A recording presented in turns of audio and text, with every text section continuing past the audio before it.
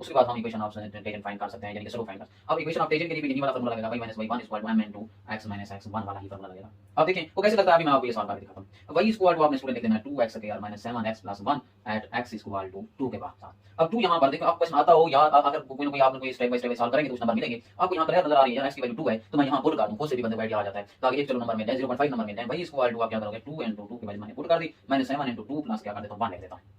y = 2 to the 4, इसका square लिखोगे 4 आता है, फिर 4 को मल्टीप्लाई 2 से करोगे, 2 to the 4, 4 to the 8 7 to the 14 plus 1। अब हमारे पास क्या आ जाता है, ये हमारे पास नेक्स्ट आ जाता है 9 - 14 प्लस ऐड कर दिया, कैलकुलेटर पे आपने लिख देना है इक्वल टू -5 के आ जाता है, यानी कि आपका आंसर क्या आ जाता है, मैं यहां लिख देता हूं -5। y = क्या आ गया, -5। अब हमारे पास पॉइंट्स क्या बन गए, स्टूडेंट क्लियर हो रहा है?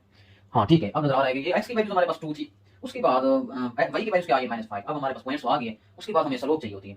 टेंजेंट का स्लोप जब आ जाए तो आप स्लोप कैसे फाइंड कर सकते हैं स्टूडेंट, अगर x की वैल्यू दी है हम डेरिवेटिव से फाइंड आउट कर सकते हैं। अब मैं क्या करता हूं, देखिए इसकी मैं स्लोप फाइंड कर रहा हूं, जो स्लोप होती है वो डेरिवेटिव होता है, अगर डेरिवेटिव निकाल लेते हो तो वो आपका स्लोप ही होता है।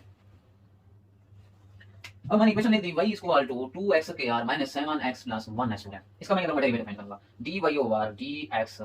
अब हमारे पास क्या होता है, बेसिकली स्लोप भी होता है। अब यहाँ पर x = क्या कर दोगे, ये वाला जो 2 दिया हुआ है वो भी पुट कर देंगे, ठीक है। अब क्या करोगे, इसका डेरिवेटिव क्या होता है स्टूडेंट, इसका डेरिवेटिव 2 तो पहले वाला है, अब इसके वैल्यू 2x आ जाता है, यानी कि 2 × 2x, इसका x² का डेरिवेटिव स्टूडेंट होता है 2 - 1, यानी कि 2 करेंगे 2x ही आ जाता है, 2x आ जाता है। इतना आपको आइडिया होना चाहिए, अगर प्रैक्टिस क्वेश्चन होती होगी। 2x हमारे पास आ गया, माइनस x का डेरिवेटिव हमेशा 1 होता है, यानी कि जो कांस्टेंट नंबर होता है वो आ जाता है, और 1 का डेरिवेटिव 0 हो जाता है, तो 0 हम नहीं लिखते, इसको नहीं लिखने की जरूरत नहीं है। अब क्या करेंगे, 2 to the 4 of x - 7 अब इक्वल टू dy/dx, x अब अगर x नहीं लिखना चाहते कोई इशू नहीं है, dy/dx = यही जो x = हमने लिखा हुआ था यहाँ, x = 2 यहीं आके पुट कर देते हैं इधर, इक्वल टू 4 * 2 की वैल्यू, यही वाली 2 की वैल्यू पुट कर रहा हूं, -7 2 4 to the 8 -7 = 1। अब डेरिवेटिव हमने कहा था ये स्लोप की इक्वल, यानी कि m की इक्वल, m = 1 आ गई है। जब स्लोप गिवन हो फिर हम पॉइंट्स इसके साथ लिख देते हैं 2 और -5, इसको नाम दे देते हैं x1 का, इसको नाम देता हूं y1 का।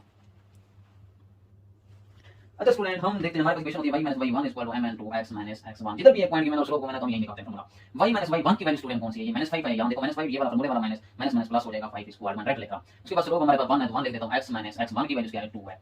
अच्छा y + 5 = हमारे पास स्टूडेंट आ गया है x - 2 है, यानी कि 1 मल्टीप्लाई होगा तो यही x - 2 ही आ जाएगा। अब हमेशा x को पॉजिटिव रखना है, यानी कि x - 2 मैं इधर लिख देता हूं, ये उधर आके माइनस हो जाता है, यानी कि -y हो जाता है, और -5 = 0।